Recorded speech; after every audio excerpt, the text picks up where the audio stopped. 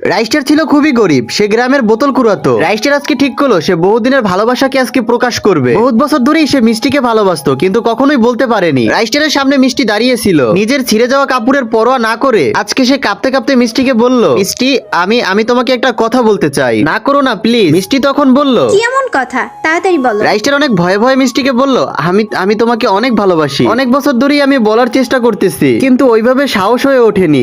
আমি তোমাকে বিয়ে করতে চাই। বিয়ে? আর তোমাকে? তুমি কি তোমার সেন্সে আছো? তুমি একজন গরিব ভিখারি, কখনো নিজের চেহারা আয়নায় দেখেছো? আর তুমি গ্রামের ওই পাশের বস্তিতে থাকো, ঠিক মতো মনে হয় একবেলা খাবারই খেতে পারো না। আর তুমি আসছো আমাকে নিয়ে স্বপ্ন দেখতে? পকেটে 2 টাকা নাই আর মুখে লাখ টাকার কথা কিভাবে বলো? যত টাকা তুমি মাসে কামাও ওই টাকার মেকআপ আমি একদিনে করি। হ্যাঁ তুমি ঠিকই বলছো, আমি ময়লা আবর্জনা টোকাই, কিন্তু ভালোবাসা কখনো ধনী গরিব দেখে হয় না। আজকে তুমি আমার মনটাই ভাঙা দিলা। একটা কথা মনে রাখো মিষ্টি, আজকে যে অপমান তুমি আমাকে করছো না, এর ফল তোমাকে একদিন ভোগ করতেই হবে। এমন একটা সময় আসবে যখন তুমি নিজের ইচ্ছায় আমার কাছে আসবে, কিন্তু ওই দিন আমি তোমাকে আর বিয়ে করব না, অন্য কিছু করব। মিষ্টি রাইস্টারের এই কথা শুনে মজা নিতে থাকে। কি অন্য কিছু করবে? তোমার মতো মানুষের মুখে এই কথা মানায় না। তোমার মতো মানুষ বাজারে প্রতিদিনই 500 টাকায় বিক্রি হয়। আজকে পরে থেকে তোমার এই মুখ আমাকে আর কখনোই দেখাবে না। মিষ্টি এই কথা বলে এখান থেকে চলে যায়। রাইস্টার ভিতর থেকে অনেকটাই ভেঙে পড়ে। রাইস্টার এই সবকিছু মেনে নিতে পারে না। সে প্রতিদিনই রাত্রবেলা একা একা কান্না করতে থাকে। ওই দিনের পর থেকে রাইস্টার সবার সাথে খুব কম কথা বলতো। একদিন গ্রামের একটি মুরব্বীর লোক রাইস্টারকে বলে, দেখো রাইস্টার, প্রতিটা মানুষই তার জীবনের এরকমের একটি সিচুয়েশনে পড়ে, কিন্তু তাই বলে কি তুমি তোমার জীবনটাকে নষ্ট করে দিবে? জীবন কারোর জন্য থেমে থাকে না। আমরা চাই তুমি আবার নতুন ভাবে তোমার জীবন শুরু করো। এখন তোমার উচিত বিয়ে করে নেওয়া। একজন জীবন সঙ্গী পেলে তোমার জীবনটা আবারও নতুন ভাবে গুছিয়ে নিতে পারবে। রাইস্টার অনেক কিছু চিন্তা করে সে বিয়ের ডিসিশন নিয়ে ফেলে। পরের দিন সে গ্রামের লোকজনদেরকে নিয়ে বিয়ে করে ফেলে। সে মনে মনে ভাবে, ভালোবাসা না হোক, ছায়া হয়ে তো পাশে থাকবে। কিন্তু পরিস্থিতি আর দুর্ভাগ্যের কাছে নতুন সংসারে প্রতিদিন ঝামেলা লেগে থাকে। ঈদের চোটে তার ফ্যামিলির সবাই অতিষ্ঠ হয়ে যায়। রাইস্টারের বউ ফাতেমা বলে, 1 বছর হয়ে গেছে আমাদের বিয়ের, আর এখন পর্যন্ত তুমি ভালো কিছুই করতে পারলে না। প্রতিদিনই আমাদের এরকম অভাব আমার আর সহ্য হচ্ছে না। আমি আর তোমার সাথে সংসার করতে পারবো না।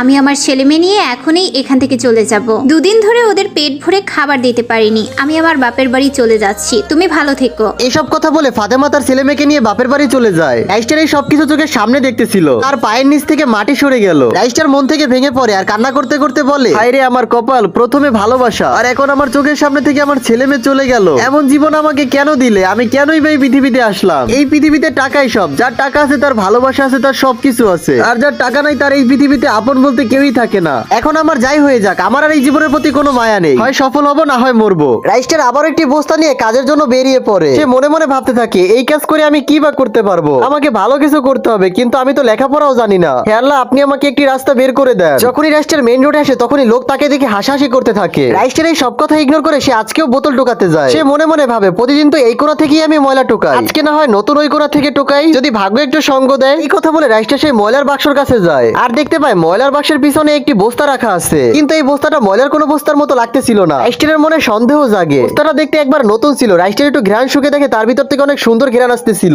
রাইস্টারের মনে একটু ভয় ভয় কাজ করতেছিল। সে বস্তাটি খুলে ফেলে, দেখতে পায় বস্তার ভিতরে অনেকগুলো টাকা, সবগুলোই 1000 টাকার নোট। রাইস্টারের চোখ কপালে উঠে যায় আর সে মনে মনে ভাবে, আমি কি কোনো স্বপ্ন দেখতেছি নাকি? এইটা কিভাবে সম্ভব? রাইস্টার মনে মনে ভাবে, আশেপাশের লোক হয়তো শুনে ফেলবে, তাই সে দাঁড়িয়ে চারপাশে দেখতেছিল। রাইস্টারের মনে একটি ভয় কাজ করতেছিল। সে লম্বা একটি দীর্ঘশ্বাস নেয়। রাইস্টার তাড়াতাড়ি করে বস্তাটিকে তার কাঁধে নিয়ে এখান থেকে বাসার দিকে যাওয়ার জন্য রওনা হয়, কিন্তু আজকে তার পিঠে কোনো বস্তা ছিল না, বরং ছিল তার ভবিষ্যৎ বদলানোর একটি চাবি। যখন সে গ্রামে প্রবেশ করে তখন তার মনের ভিতরে আলাদাই একটি ভয় কাজ করতেছিল। প্রতিটি মানুষের কথা এবং কুকুরের ডাক তার মনের ভিতরে আরো আতঙ্ক কাজ করে। রাইস্টার রুমে পৌঁছে যায় এবং তাড়াতাড়ি করে দরজাটাকে বন্ধ করে দেয় আর সেই টাকার বস্তাটিকে টেবিলের উপরে রাখে। রাইস্টারের হার্টবিট অনেকটাই বেড়ে যায়। সে মনে মনে একটা আতঙ্কে ছিল। বারবার সে বাইরে তাকিয়ে দেখতেছিল লোকজন তাকে দেখতেছে কিনা। তারপরে সে বস্তার কাছে এসে বস্তার উপরে রশিটি খুলে ফেলে আর দেখতে পায় ভিতরে 1000 টাকার নোট। সে কিছু টাকা উঠিয়ে সেগুলোকে গোনা শুরু করে। তার মনে একটি আলাদাই শান্তি কাজ করতেছিল। এক বান্ডিলই 1 লাখ টাকার মতো, আর এইখানে তো অনেকগুলো টাকা। এইগুলোকে যদি আমি ঠিকঠাক ভাবে কাজে লাগাতে পারি তাহলে আমি অনেক বড় লোক হয়ে যাব। এই বস্তার মধ্যে মনে হয় 1 কোটি টাকারও বেশি আছে।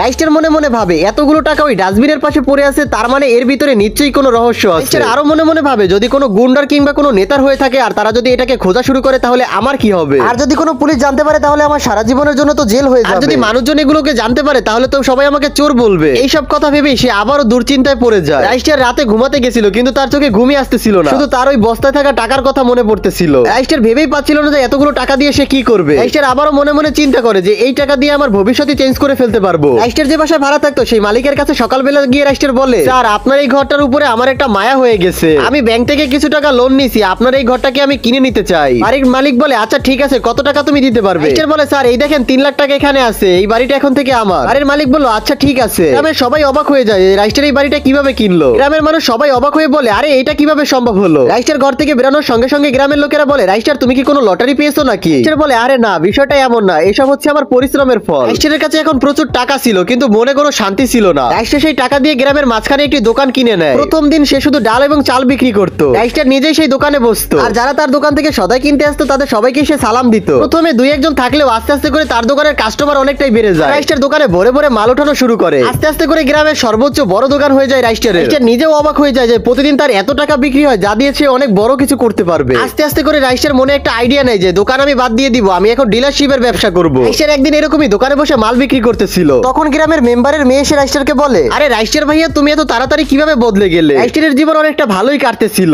আস্তে আস্তে করে তার সব অভাব কেটে গেল। রাইস্টার আজকে রাত্রে সেই বস্তা থেকে আরো একটা বান্ডিল বের করে আর তার ওই দোকানটাকে বন্ধ করে সে বড় একটা ফ্যাক্টরি দিয়ে দেয় এবং পুরনো একটা ট্রাক কিনে নেয়। সে ওই দোকানটাকে বন্ধ করে বড় একটা কারখানা খুলে নেয় আর সেই ট্রাকে করে সে গ্রামে গ্রামে মাল সাপ্লাই দিতে শুরু করে। এখন আর রাইস্টার কোনো সাধারণ মানুষ ছিল না, এখন সে বড় একটা ফ্যাক্টরির মালিক হয়ে গেছে। আর এইসব ব্যবসার মধ্যে তার একটা ভয়ই কাজ করতো, যদি হুট করে আমার এই ব্যবসাটা বন্ধ হয়ে যায়, যদি এর আসল মালিক সবাই চিনে ফেলে তাহলে আমার কি হবে? পরে আবার নিজেকে নিজেই সান্ত্বনা দেয় যে না, এটা কিভাবে মানুষ জানতে পারবে? এগুলো সব আমার পরিশ্রমের ফল, আমি এই পৃথিবীতে এসে অনেক কষ্ট সহ্য করছি আর সেই বিনিময়ে আল্লাহ আমাকে এত কিছু দিছে। সময়ের সাথে সাথে রাইস্টার অনেকটাই বদলে যায়। একদিন কাজ করে রাত্রে রাইস্টার বাসায় ফিরতেছিল, তখন সে দেখতে পায় তার বাসার দরজার সামনে ফাতেমা দাঁড়িয়ে আছে আর পাশেই তার 2 সন্তানও দাঁড়িয়ে আছে। এটা দেখে রাইস্টারের চোখে পানি চলে আসে। রাইস্টার ফাতেমাকে বলে, আরে তুমি এখানে কি করতেছো? ফাতেমা কান্না করতে করতে রাইস্টারকে বলে, আমার ভুল হয়ে গেছে, পরিস্থিতিটাই এমন ছিল, তোমাকে ছেড়ে যাওয়া আমাদের উচিত হয়নি, আমাকে মাফ করে দাও। তখন রাইস্টারের পুরনো কথা মনে পড়ে যায়। ওই দিন যখন সে গরিব ছিল, ঘরে খাবার মতো একটা দানাও ছিল না, তখন ফাতেমা তাকে বলছিল সে আর তার সাথে সংসার করবে না। তারপরে সে বাচ্চাদেরকে নিয়ে এখান থেকে চলে যায়। তখন তার পার নিচ থেকে মাটি সরে গেছিল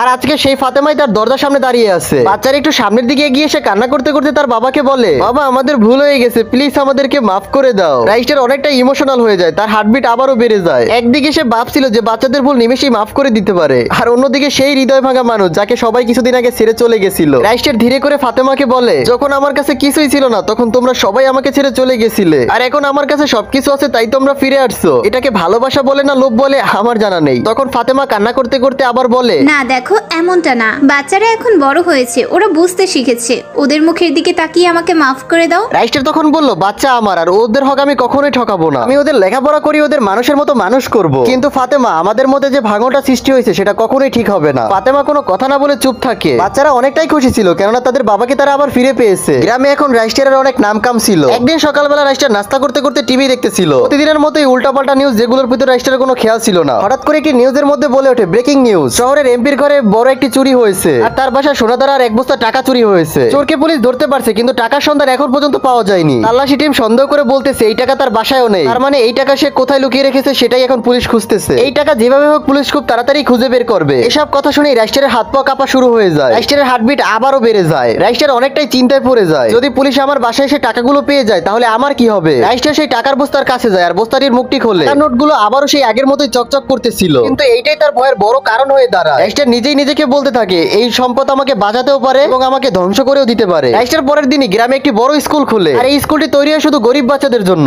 তারপরে রাইস্টার প্রতিদিনই গ্রামের এক একটি উন্নতি করা শুরু করে। কিছুদিন পরে গ্রামে বড় একটা হসপিটাল খুলে দেয়। রাইস্টারের মন এখন অনেকটাই ভালো হয়ে যায়। গ্রামের সবাই রাইস্টারকে এখন সম্মান দিতে থাকে। যেই রাইস্টারকে একদিন সবাই অবহেলা করত, আজকে সেই রাইস্টারকে গ্রামের সবাই ভালোবাসে। আসলে টাকা থাকলেই ভালোবাসা কিনে নেওয়া যায়। কিছু মানুষ তাকে মন থেকে ভালোবাসতে শুরু করে আর কিছু মানুষ তাকে এখনো সন্দেহ করে যায়। রাইস্টার লন্ডনে একটি বড় প্রপার্টি কিনে নেয় আর তার বাচ্চাদের লন্ডনের স্কুলে ভর্তি করে। রাইস্টারের জীবন এখন খুবই রাজকীয় ভাবে কাটতেছিল। তার জীবনে এখন কোনো কিছুরই কমতি ছিল না, ভালোবাসা, টাকা পয়সা সবকিছুই তার এখন পরিপূর্ণ ছিল। একদিন যখন অফিস থেকে রাইস্টার বাসায় ফিরে তখনই দেখতে পায় তার বাসার সামনে একটি মেয়ে দাঁড়িয়ে আছে। মেয়েটিকে অনেকটাই চেনা চেনা লাগতেছিল আর এই মেয়েটি সেই নুসরাত ছিল যে কয়েক বছর আগে অপমান করে তাড়িয়ে দিয়েছিল। একটুখানি ভালোবাসার জন্য যে ছেলেটাকে সেই মেয়েটি সেদিন অপমান করছিল, আজকে সেই মেয়েটি রাইস্টার দুয়ারে দাঁড়িয়ে আছে। নুসরাত কান্না করতে করতে রাইস্টারকে বলে, আজকে 2 দিন ধরে না খেয়ে আছি, আমাকে প্লিজ প্লিজ সাহায্য করো। আমি জানি তুমি এখন অনেক ধনী হয়ে গেছো, প্লিজ দয়া করে আমাকে সাহায্য করো। রাইস্টার তখন নুসরাতকে বলে, আমি তো ভিখারি না, তুমি তো ওই দিন আমাকে ভিখারি বলছিলে, আর ভিখারিকে মানুষ টাকা দেয়, তুমি ভিখারির থেকে টাকা নিতে আসছো। আজকে আমার টাকার আর আমাকে তোমার প্রয়োজন। আমি চাইলে আজকে তোমার সাথে উল্টাপাল্টা করতে পারতাম, কিন্তু আমার বাসায় বউ আছে, আমার 2টা ছেলে মেয়ে আছে, আমি শুধু এখন তোমাকে সাহায্য করতে পারি। তোমার যদি কোনো কাজের জন্য আমাকে জরুরি হয় তো ওদিনই তুমি আমার কাছে চলে এসো, যতটুকু পারি আমি তোমাকে সাহায্য করার চেষ্টা করব। এই কথা বলার পরে নুসরাতের অনেকটাই শরম লাগে, আর সে কিছু না বলে এখান থেকে সোজা চলে যায়। বন্ধুরা, এই গল্পটা থেকে আমরা এটাই শিখলাম, পৃথিবীতে টাকা থাকলে ভালোবাসার মানুষের অভাব হয় না। যদি তোমাদের কাছে ভিডিওটা একটু ভালো লেগে থাকে তাহলে ভিডিওতে একটি লাইক দিয়ে চ্যানেলটাকে সাবস্ক্রাইব করে দিও।